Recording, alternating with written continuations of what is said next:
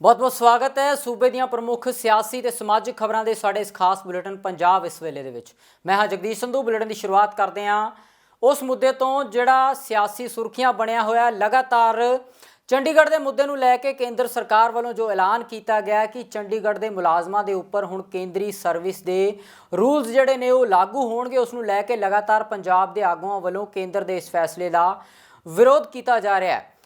ਅੰਮ੍ਰਿਤਸਰ ਤੋਂ ਕਾਂਗਰਸ ਦੇ ਐਮਪੀ ਗੁਰਜੀਤ ਔਜਲਾ ਨੇ ਵੀ ਆਪਣੇ ਬਿਆਨ ਦੇ ਵਿੱਚ ਕਿਹਾ ਹੈ ਕਿ ਲਗਾਤਾਰ ਕੇਂਦਰ ਪੰਜਾਬ ਅਤੇ ਹੋਰ ਸੂਬਿਆਂ ਦੇ ਹੱਕਾਂ ਤੇ ਡਾਕਾ ਮਾਰ ਰਿਹਾ ਹੈ ਅਤੇ ਉਹਨਾਂ ਨੇ ਇਸ ਫੈਸਲੇ ਨੂੰ ਸੰਘੀ ਢਾਂਚੇ ਦੇ ਉੱਪਰ ਹਮਲਾ ਕਰਾਰ ਦਿੱਤਾ ਹੈ।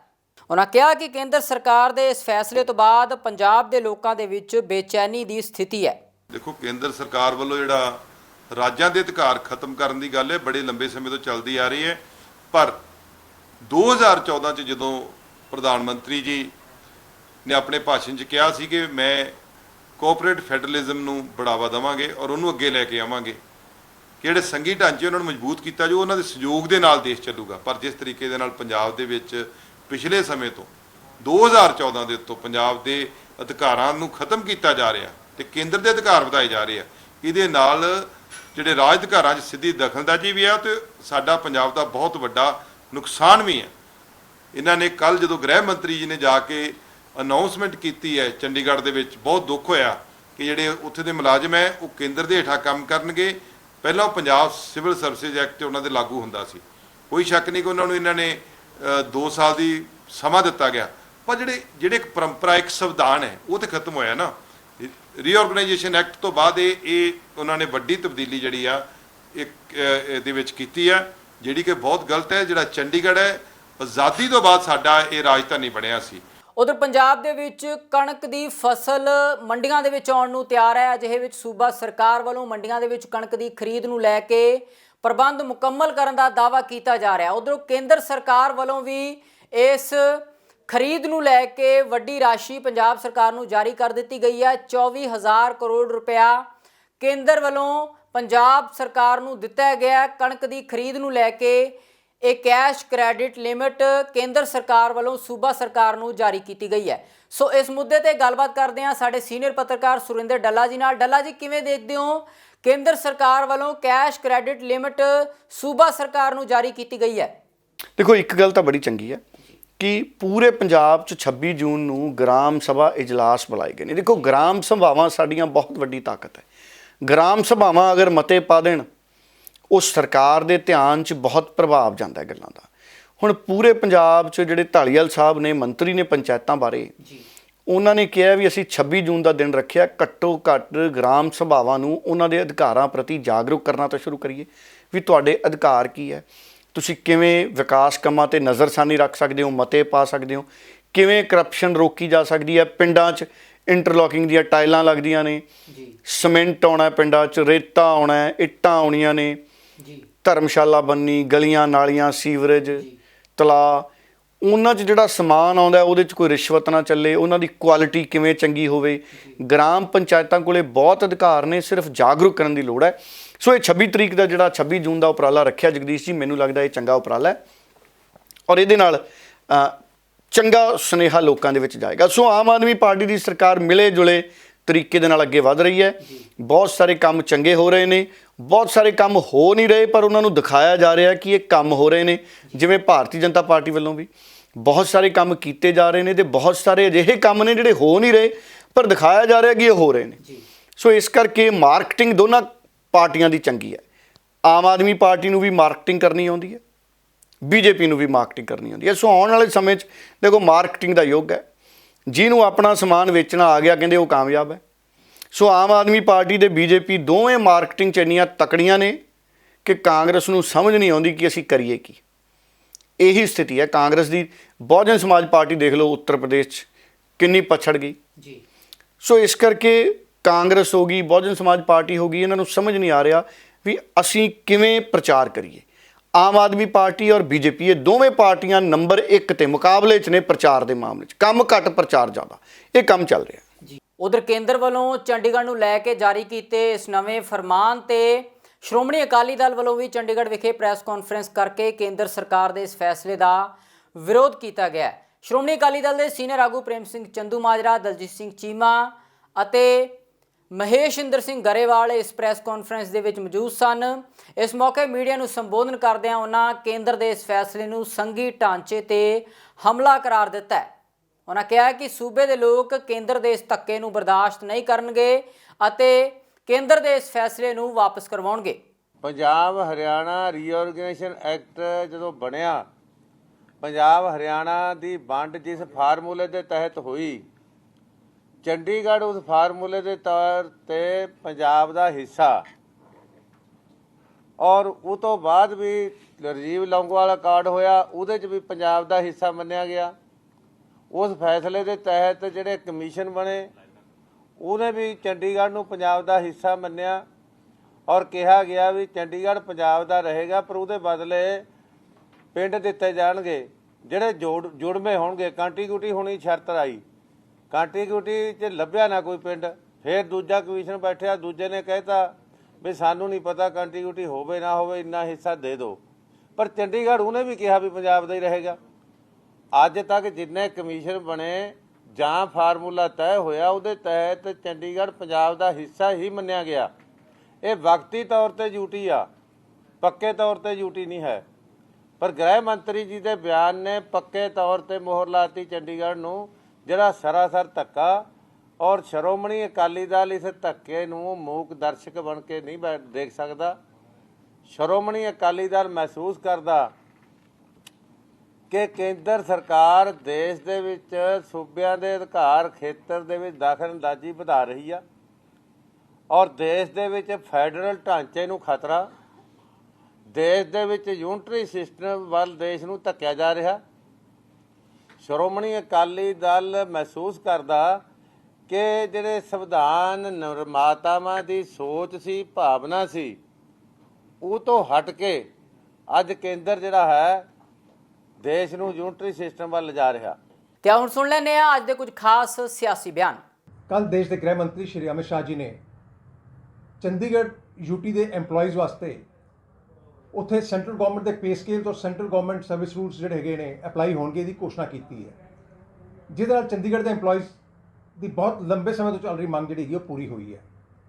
ਲੇਕਿਨ ਦੂਜੇ ਪਾਸੇ ਕੁਝ ਰਾਜਨੀਤਿਕ ਪਾਰਟੀਆਂ ਉਹਦਾ ਵਿਰੋਧ ਕਰ ਰਹੀਆਂ ਨੇ, ਜਿਹੜਾ ਕਿ ਵਿਰੋਧ ਟੋਟਲੀ ਤੱਥਾਂ ਤੋਂ ਪਰੇ ਹੈ, ਨਿਰਾਧਾਰ ਹੈ ਔਰ ਓਛੀ ਰਾਜਨੀਤੀ ਦਾ ਇੱਕ ਹਿੱਸਾ ਹੈ।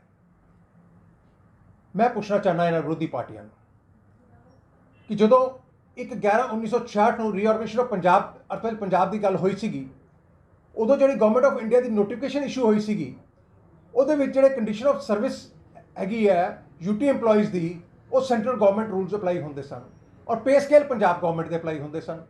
ਉਹਦੇ ਬਾਅਦ 1986 ਦੇ ਵਿੱਚ ਸੈਂਟਰਲ ਗਵਰਨਮੈਂਟ ਦੇ EMPLOYEES ਦੀ ਪੇ ਸਕੇਲ ਜਿਹੜੇ ਹੈਗੇ ਨੇ ਜ਼ਿਆਦਾ ਸੀਗੇ ਤੇ ਯੂਟੀ EMPLOYEES ਨੇ ਮੰਗ ਕੀਤੀ ਕਿ ਸਾਡੇ ਜਿਹੜੇ ਪੇ ਸਕੇਲਸ ਹੈਗੇ ਨੇ ਉਹ ਵੀ ਜਿਹੜੇ ਹੈਗੇ ਨੇ ਸੈਂਟਰਲ ਗਵਰਨਮੈਂਟ EMPLOYEES ਦੇ ਨਾਲ ਵੰਗਰ ਕੀਤੇ ਜਾਣ ਔਰ ਇਹਦੇ ਵਿੱਚ 1988 ਦੇ ਵਿੱਚ ਜਿਹੜੀ ਹੈਗੀ ਹੈ ਅਮੈਂਡਮੈਂਟ ਕਰਕੇ ਉਹਨਾਂ ਨੂੰ ਸੈਂਟਰਲ ਗਵਰਨਮੈਂਟ ਦੇ ਸਰਵਿਸ ਰੂਲਸ ਔਰ ਸੈਂਟਰਲ ਗਵਰਨਮੈਂਟ ਦੇ ਹੀ ਪੇ ਸਕੇਲਸ ਜਿਹੜੇ ਦਿੱਤੇ ਗਏ। ਉਹਦੇ ਕੁਝ ਸਮੇਂ ਬਾਅਦ ਪੰਜਾਬ ਨੇ ਆਪਣੇ ਪੇ ਸਕੇਲਸ ਰਿਵਾਈਜ਼ ਕਰ ਦਿੱਤੇ ਤੇ ਯੂਟੀ ਦੇ EMPLOYEES ਦੀ ਇਹ ਮੰਗ ਆਈ ਕਿ ਸਾਨੂੰ ਜਿਹੜਾ ਹੈਗਾ ਵਾ ਪੇ ਸਕੇਲ ਪੰਜਾਬ ਦੇ EMPLOYEES ਦੇ ਬਰਾਬਰ ਦਿੱਤਾ ਜਾਵੇ। ਉਸ ਨੂੰ ਲੈ ਕੇ 13/1/1992 ਦੇ ਵਿੱਚ ਫਿਰ ਇੱਕ ਨੋਟੀਫਿਕੇਸ਼ਨ ਹੋਈ, ਜਿਹਦੇ ਵਿੱਚ ਸਰਵਿਸ ਰੂਲਸ ਔਰ ਪੇ ਸਕੇਲਸ ਜਿਹੜੇ ਹੈਗੇ ਨੇ ਉਹ ਪੰਜਾਬ ਦੇ ਲਾਗੂ ਹੋ ਗਏ ਉਹਦੇ ਤੇ।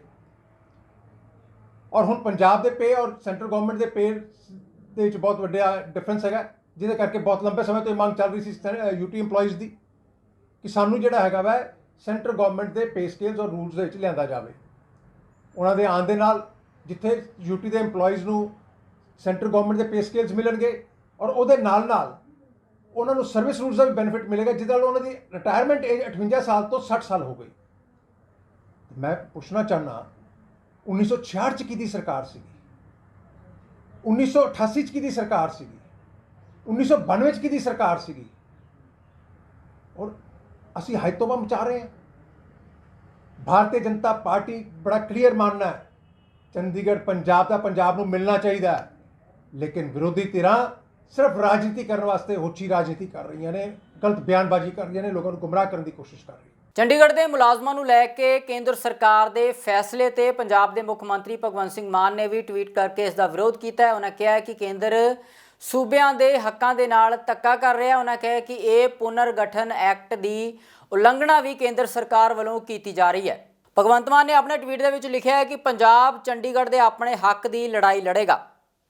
ਉਧਰ ਆਮ ਆਦਮੀ ਪਾਰਟੀ ਦੇ ਸੀਨੀਅਰ ਆਗੂ ਹਰਪਾਲ ਸਿੰਘ ਚੀਮਾ ਨੇ ਵੀ ਪ੍ਰੈਸ ਕਾਨਫਰੰਸ ਕਰਕੇ ਕੇਂਦਰ ਸਰਕਾਰ ਤੇ ਇਸ ਮੁੱਦੇ ਨੂੰ ਲੈ ਕੇ ਤਿੱਖਾ ਸਿਆਸੀ ਹਮਲਾ ਕੀਤਾ ਹੈ। ਹਰਪਾਲ ਸਿੰਘ ਚੀਮਾ ਨੇ ਕਿਹਾ ਹੈ ਕਿ ਕੇਂਦਰ ਸਰਕਾਰ ਲਗਾਤਾਰ ਪੰਜਾਬ ਦੇ ਹੱਕਾਂ ਨੂੰ ਖੋ ਰਹੀ ਹੈ। ਇਸ ਮੌਕੇ ਉਹਨਾਂ ਨੇ ਹੋਰਨਾਂ ਮੁੱਦਿਆਂ ਨੂੰ ਲੈ ਕੇ ਵੀ ਕੇਂਦਰ ਸਰਕਾਰ ਦਾ ਘਿਰਾਓ ਕੀਤਾ ਹੈ। ਹਰਪਾਲ ਸਿੰਘ ਚੀਮਾ ਨੇ ਕਿਹਾ ਕਿ ਆਮ ਆਦਮੀ ਪਾਰਟੀ ਕੇਂਦਰ ਦੇ ਇਸ ਫੈਸਲੇ ਦੇ ਖਿਲਾਫ ਸੰਘਰਸ਼ ਕਰੇਗੀ ਅਤੇ ਕੇਂਦਰ ਤੋਂ ਇਹ ਫੈਸਲਾ ਵਾਪਸ ਕਰਵਾਵੇਗੀ।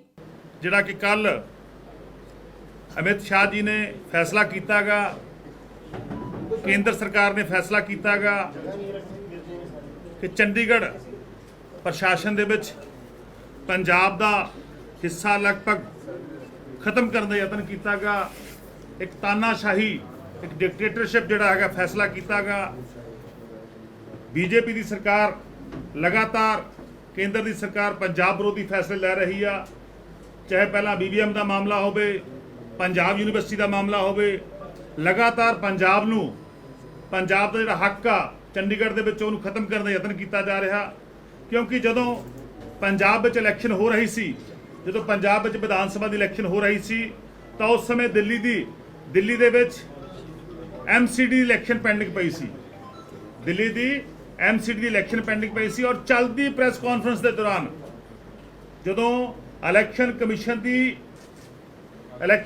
ਜਦੋਂ ਪ੍ਰੈਸ ਕਾਨਫਰੰਸ ਚੱਲ ਰਹੀ ਸੀ, ਤਾਂ ਉਸ ਚੱਲਦੀ ਪ੍ਰੈਸ ਕਾਨਫਰੰਸ ਦੇ ਦੌਰਾਨ MCD ਦੀ ਇਲੈਕਸ਼ਨ ਰੱਦ ਕੀਤੀ ਗਈ, ਡੇਟਾ ਅਨਾਉਂਸ ਕਰਨ ਤੋਂ ਮਨਾ ਕੀਤਾ ਗਿਆ। ਕਿਉਂਕਿ ਬੀਜੇਪੀ ਦੀ ਸਰਕਾਰ ਸਮਝ ਚੁੱਕੀ ਸੀ ਕਿ ਪੰਜਾਬ ਵਿੱਚ ਆਮ ਆਦਮੀ ਪਾਰਟੀ ਦੀ ਸਰਕਾਰ ਬਣ ਰਹੀ ਹੈਗੀ ਔਰ ਦਿੱਲੀ ਦੇ ਵਿੱਚ ਵੀ MCD ਦੇ ਵਿੱਚ ਆਮ ਆਦਮੀ ਪਾਰਟੀ ਦੀ ਜਿਹੜੀ ਆ ਉਹ MC ਜਿੱਤਣਗੇ ਔਰ ਸਰਕਾਰ ਜਿਹੜੀ ਆ ਮੇਅਰ ਉੱਥੇ ਆਮ ਆਦਮੀ ਪਾਰਟੀ ਦੇ ਬਣਨਗੇ।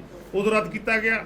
ਤੇ ਉਧਰ ਕਾਂਗਰਸੀ ਆਗੂ ਸੁਖਪਾਲ ਖਹਿਰਾ ਵੱਲੋਂ ਵੀ ਜਲੰਧਰ ਵਿਖੇ ਪ੍ਰੈਸ ਕਾਨਫਰੰਸ ਕਰਕੇ ਕੇਂਦਰ ਸਰਕਾਰ ਦੇ ਇਸ ਫੈਸਲੇ ਦੇ ਵਿਰੋਧ ਦੇ ਵਿੱਚ ਬਿਆਨ ਦਿੱਤਾ ਗਿਆ। ਸੁਖਪਾਲ ਖਹਿਰਾ ਨੇ ਕਿਹਾ ਕਿ ਪੰਜਾਬ ਸਰਕਾਰ ਵੱਲੋਂ CM ਭਗਵੰਤ ਮਾਨ ਨੂੰ ਇਸ ਤੇ ਕਰੜਾ ਨੋਟਿਸ ਲੈਂਦਿਆਂ ਇਸ ਦਾ ਵਿਰੋਧ ਕਰਨਾ ਚਾਹੀਦਾ ਹੈ। ਇਸ ਦੇ ਨਾਲ ਹੀ ਉਹਨਾਂ ਨੇ ਕਿਹਾ ਕਿ ਕਾਂਗਰਸ ਕੇਂਦਰ ਦੀਆਂ ਇਹਨਾਂ ਨੀਤੀਆਂ ਦਾ ਵਿਰੋਧ ਕਰਦੀ ਹੈ। ਉਹਨਾਂ ਕਿਹਾ ਹੈ ਕਿ ਦਿੱਲੀ ਅਤੇ ਪੰਜਾਬ ਦੇ ਵਿੱਚ ਕੇਂਦਰ ਸਰਕਾਰ ਦੇ ਇਸ ਫੈਸਲੇ ਦਾ ਵਿਰੋਧ ਕੀਤਾ ਜਾਵੇਗਾ। केंद्र की सरकार ने एक बहुत आर्बिट्रेरी, एक यूनिलैटरल, डिक्टेटोरियल, अनकॉन्स्टिट्यूशनल एक फैसला लिया वा कि कुल चंडीगढ़ के एम्पलॉयज जिहड़े ने वो हुण तो बाद वो सेंट्रल गवर्नमेंट के अधीन होणगे। ये पंजाब नूं कदी भी प्रवान नहीं होएगा। इसका असीं डट के विरोध करांगे, कई शक्लों में विरोध करांगे, क्योंकि चंडीगढ़ पंजाब की राजधानी है, सी अते रहेगी। ये शहर दुनिया के बेहतरीन शहरों चों है। ये पंजाब की सरकार उस वक्त की साडी सरकार ने इसनूं अपने लिए राजधानी बनाया सी और जो पंजाबी सूबे का मोर्चा लग्या तो अल्टीमेटली 1966 में पंजाब इस टुटे भजी शक्ल बनया। और उस वक्त भी आप मुहारे इस शहर को एक सांझी राजधानी बनाता, हरियाणे नाल यूनिट टेरिटरी का स्टेटस देता, जबकि ना हरियाणे ने स्टेट मंगी सी, ना हिमाचल प्रदेश ने स्टेट मंगी सी। ये सारे मोर्चे में अगर कुर्बानियां दित्तियां पंजाब के लोगों ने दित्तियां, जेलों च गए और बहुत सारिया होर तसीहे चले। इस करके साडा इस शहर के उत्ते क्लेम सदा वास्ते रहेगा और दिन दूर नहीं गा जिदन चंडीगढ़ केवल ते केवल पंजाब की राजधानी होगी।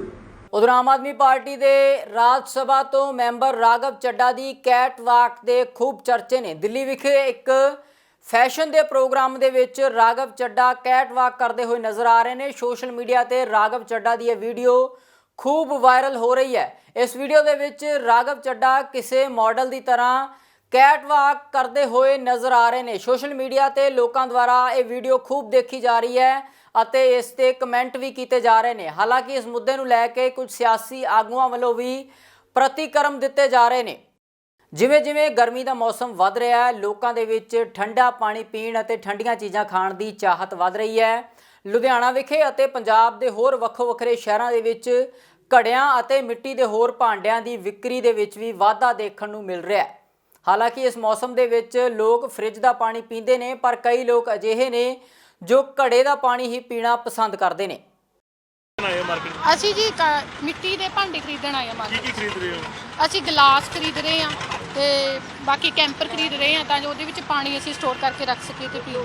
ਕਿਸ ਤਰ੍ਹਾਂ ਦੇਖਦੇ ਹੋ ਮਿੱਟੀ ਦੇ ਭਾਂਡੇ ਦੇ ਵਿੱਚ ਪਾਣੀ, ਕਿਉਂਕਿ ਗਰਮੀਆਂ ਆ ਗਈਆਂ ਨੇ, ਲੋਕ ਜ਼ਿਆਦਾਤਰ ਘੜਿਆਂ ਦੇ ਵਿੱਚ, ਮਿੱਟੀ ਦੇ ਘੜੇ ਦੇ ਪਾਣੀ? ਹਾਂਜੀ ਹਾਂ, ਕਿਉਂਕਿ ਆਉਣ ਵਾਲੇ ਟਾਈਮ ਦੇ ਵਿੱਚ ਜਿਹੜਾ ਫਿਲਟਰ ਪਾਣੀ ਵੀ ਆ ਉਹਦੇ ਵੀ ਜਿਹੜੇ ਡਾਕਟਰ ਬੰਦ ਕਰ ਰਹੇ ਨੇ ਉਹ ਵੀ ਸਿਹਤ ਲਈ ਹਾਨੀਕਾਰਕ ਹੋ ਰਿਹਾ। ਇਸੇ ਕਰਕੇ ਮਿੱਟੀ ਦੇ ਘੜਿਆਂ ਦੇ ਵਿੱਚ ਨੈਚੁਰਲੀ ਜਿਹੜੇ ਸੋਰਸ ਹੁੰਦੇ ਨੇ ਉਹਦੇ ਨਾਲ ਜਿਹੜੇ ਕੀਟਾਣੂ ਆਪਣੇ ਆਪ ਖਤਮ ਹੋ ਜਾਂਦੇ ਨੇ ਤੇ ਨੈਚੁਰਲੀ ਫਿਲਟਰ ਕਰਨ ਦਾ ਕੰਮ ਕਰਦਾ। ਜਿਵੇਂ ਕਿ ਗਰੀਬ ਦੀ ਰਸੋਈ ਦਾ ਫ੍ਰਿਜ ਕਿਹਾ ਜਾਂਦਾ, ਅੱਜ ਕੱਲ੍ਹ ਦਾ ਮਰੀਜ਼ਾਂ ਦੀ ਰਸੋਈ 'ਚ ਵੀ ਇਹ ਫ੍ਰਿਜ ਦਾ ਜੱਟਣ ਲੱਗ ਗਿਆ ਵਾ। ਹਾਂਜੀ ਹਾਂ, ਹੁਣ ਤਾਂ ਇਹ ਵਧੀਆ ਜਿਹੜੀਆਂ ਪੁਰਾਣੀਆਂ ਚੀਜ਼ਾਂ ਵੱਲ ਲੋਕ ਜਾ ਰਹੇ ਨੇ, ਜਿਵੇਂ ਕਿ ਪਿੱਤਲ ਦੇ ਭਾਂਡੇ ਹੋ ਗਏ, ਮਿੱਟੀ ਦੇ ਭਾਂਡੇ ਹੋ ਗਏ, ਕਿਉਂਕਿ ਹੁਣ ਇਹਨਾਂ ਨੂੰ ਲੋਕਾਂ ਨੂੰ ਮੁੜਨ ਦੀ ਲੋੜ ਪੈ ਰਹੀ ਹੈ ਕਿਉਂਕਿ ਇਹ ਸਿਹਤ ਲਈ ਵੀ ਵਧੀਆ ਨੇ ਤੇ ਹੁਣ ਤਾਂ ਨਵੀਂ ਵੈਰਾਈਟੀ 'ਚ ਆ ਰਹੇ ਨੇ ਡੈਕੋਰੇਟਡ ਫਾਰਮ ਦੇ ਵਿੱਚ ਤੇ ਹੋਰ ਵੀ ਵਧੀਆ ਲੱਗਦੇ ਨੇ ਘਰੇ। ਕਿੰਨੇ ਕੁ ਸਾਲਾਂ ਤੋਂ ਯੂਜ਼ ਕਰ ਰਹੇ ਮਿੱਟੀ ਦੇ ਬਰਤਨ? ਅਸੀਂ ਤਾਂ ਜੀ 4-5 ਸਾਲਾਂ ਤੋਂ ਕਰ ਰਹੇ ਹਾਂ ਤੇ ਹੁਣ ਆਉਣ ਵਾਲੇ ਟਾਈਮ 'ਚ ਅਸੀਂ ਪਲਾਸਟਿਕ ਬਿਲਕੁਲ ਖਤਮ ਕਰ ਰਹੇ ਹਾਂ ਆਪਣੇ ਘਰਾਂ ਦੇ ਵਿੱਚ ਤੇ ਮਿੱਟੀ ਜਾਂ ਕੰਚ ਦੇ बर्तन ही ले आ रहे हैं। मैं घड़ा खरीदना आया हूँ।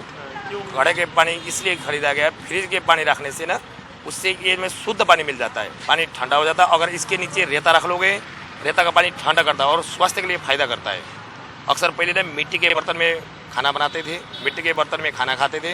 आजकल तो नया टेक्नोलॉजी है, इस करके ना नया चीज़ आ गई, इसलिए उसमें खाते हैं। लेकिन इसमें घड़े के पानी पीने से स्वादिष्ट होता है, मन को शांत मिलता है। ਤੇ ਉਧਰ ਲੁਧਿਆਣਾ ਦੇ ਹੋਟਲ ਪਾਰਕ ਪਲਾਜ਼ਾ ਵਿੱਚ ਲੈਂਡਮਾਰਕ ਇਮੀਗ੍ਰੇਸ਼ਨ ਵੱਲੋਂ ਇੱਕ ਸੈਮੀਨਾਰ ਕਰਵਾਇਆ ਗਿਆ। ਇਸ ਸੈਮੀਨਾਰ ਦੇ ਵਿੱਚ ਸੈਂਕੜੇ ਦੀ ਸੰਖਿਆ ਦੇ ਵਿੱਚ ਵਿਦਿਆਰਥੀਆਂ ਨੇ ਪਹੁੰਚ ਕੇ ਵੱਖੋ ਵੱਖਰੀਆਂ ਯੂਨੀਵਰਸਿਟੀਆਂ ਦੇ ਪ੍ਰਤੀਨਿਧੀਆਂ ਦੇ ਨਾਲ ਗੱਲਬਾਤ ਕੀਤੀ ਅਤੇ ਵਿਦੇਸ਼ਾਂ ਵਿੱਚ ਪੜ੍ਹਾਈ ਕਰਨ ਦੇ ਸੰਬੰਧ ਦੇ ਵਿੱਚ ਉਹਨਾਂ ਤੋਂ ਸਲਾਹ ਮਸ਼ਵਰਾ ਵੀ ਲਿਆ। ਇਸ ਮੌਕੇ ਬਹੁਤ ਸਾਰੇ ਵਿਦਿਆਰਥੀਆਂ ਨੂੰ ਲੈਂਡਮਾਰਕ ਇਮੀਗ੍ਰੇਸ਼ਨ ਵੱਲੋਂ ਇਨਾਮ ਵੀ ਤਕਸੀਮ ਕੀਤੇ ਗਏ। ਇੱਕ ਵਿਦਿਆਰਥੀ ਨੂੰ ਲੈਪਟਾਪ ਵੀ ਲੈਂਡਮਾਰਕ ਇਮੀਗ੍ਰੇਸ਼ਨ ਵੱਲੋਂ ਦਿੱਤਾ ਗਿਆ।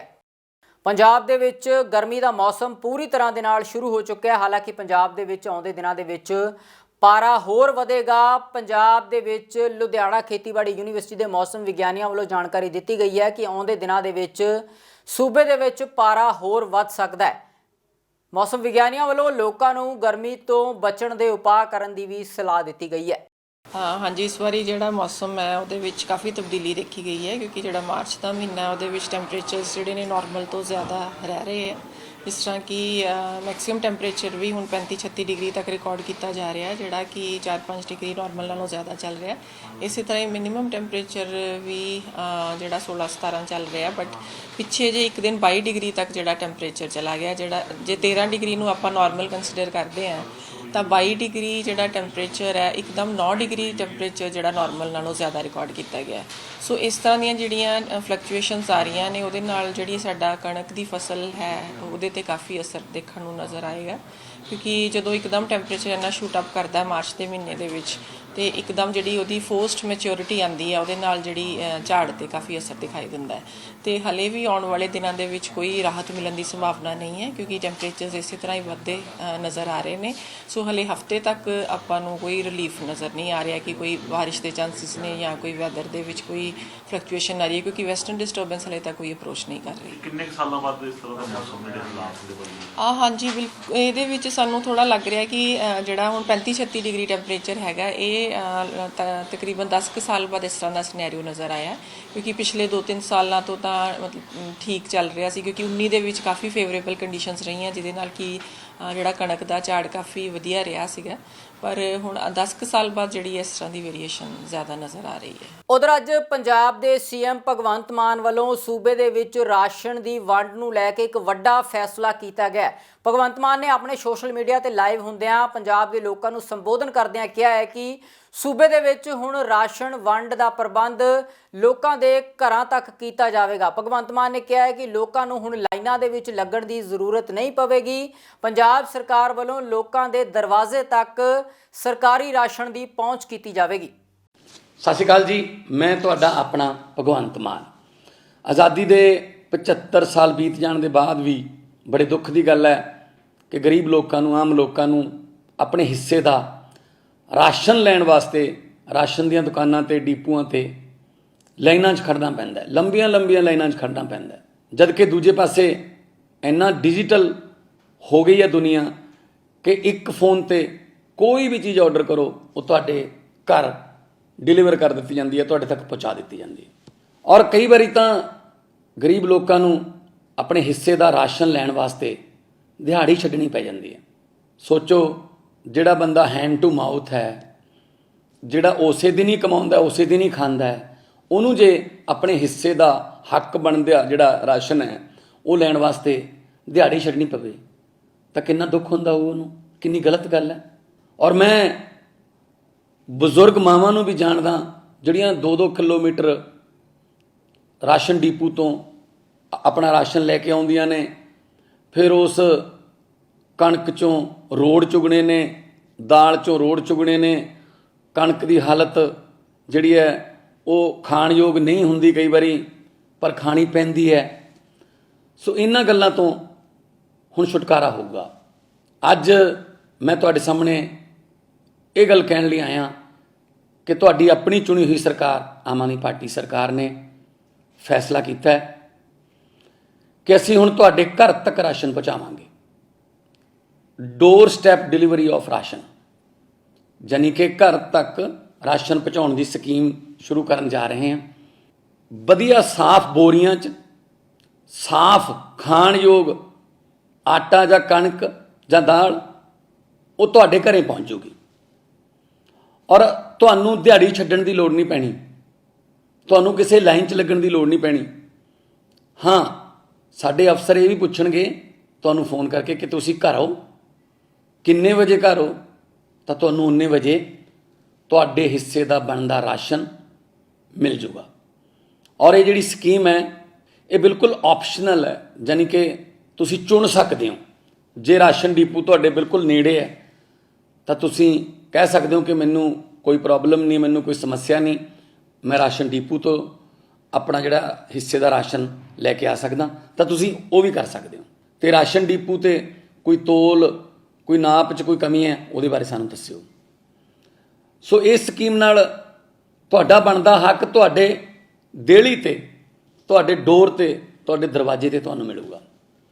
ਲੋਕਾਂ ਦੇ ਘਰਾਂ ਤੱਕ ਰਾਸ਼ਨ ਪਹੁੰਚਾਉਣ ਦੇ ਭਗਵੰਤ ਮਾਨ ਦੇ ਇਸ ਫੈਸਲੇ ਨੂੰ ਲੈ ਕੇ ਆਮ ਆਦਮੀ ਪਾਰਟੀ ਸੁਪਰੀਮੋ ਅਰਵਿੰਦ ਕੇਜਰੀਵਾਲ ਵੱਲੋਂ ਭਗਵੰਤ ਮਾਨ ਦੇ ਇਸ ਫੈਸਲੇ ਦੀ ਤਾਰੀਫ ਕੀਤੀ ਗਈ ਹੈ। ਕੇਜਰੀਵਾਲ ਨੇ ਕਿਹਾ ਹੈ ਕਿ ਦਿੱਲੀ ਸਰਕਾਰ ਵੱਲੋਂ ਵੀ ਅਜਿਹਾ ਫੈਸਲਾ ਕੀਤਾ ਗਿਆ ਸੀ, ਪਰ ਉਹ ਇਸ ਫੈਸਲੇ ਨੂੰ ਲਾਗੂ ਨਹੀਂ ਕਰ ਸਕੇ। ਉਹਨਾਂ ਨੂੰ ਲਾਗੂ ਇਹ ਫੈਸਲਾ ਦਿੱਲੀ ਦੇ ਵਿੱਚ ਨਹੀਂ ਕਰਨ ਦਿੱਤਾ ਗਿਆ। ਉਹਨਾਂ ਕਿਹਾ ਹੈ ਕਿ ਪੰਜਾਬ ਦੇ ਲੋਕਾਂ ਨੂੰ ਹਰ ਉਹ ਸਹੂਲਤ ਦਿੱਤੀ ਜਾਵੇਗੀ ਜਿਸ ਦਾ ਵਾਅਦਾ ਆਮ ਆਦਮੀ ਪਾਰਟੀ ਨੇ ਪੰਜਾਬ ਦੇ ਲੋਕਾਂ ਦੇ ਨਾਲ ਕੀਤਾ ਹੈ।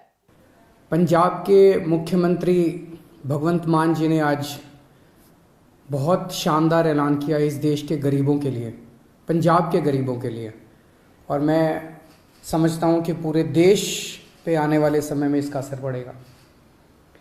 भगवंत मान जी ने ऐलान किया है कि पंजाब में गरीबों का राशन उनके घर घर तक पहुँचाया जाएगा। Door step delivery of ration, घर घर राशन योजना। अभी आज़ादी के 75 साल बाद भी एक गरीब आदमी को अपना गेहूं चावल महीने का जो राशन होता है जो सरकार देती है, वो राशन लेने के लिए लंबी लंबी लाइनों में लगना पड़ता है, छुट्टी लेनी पड़ती है, ढेरों तकलीफ़ें उठानी पड़ती है। आज ज़माना ये आ गया कि एक फ़ोन करो और फ़ोन के ऊपर ऑर्डर करो और पिज़्ज़ा आपके घर आ जाता है, सारा सामान आपके घर आ जाता है, लेकिन राशन लेने के लिए गरीब आदमी को लंबी लंबी लाइनों में लगना पड़ता है।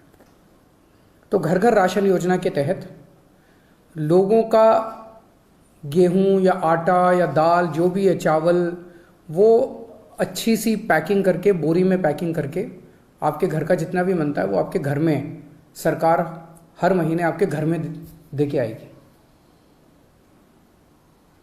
पंजाब के गरीबों को इससे बहुत फ़ायदा होगा, तो मैं पंजाब के लोगों को बहुत बहुत बधाई देता हूँ। मैं समझता हूँ ये जल्दी लागू होगा, आज ऐलान किया गया है।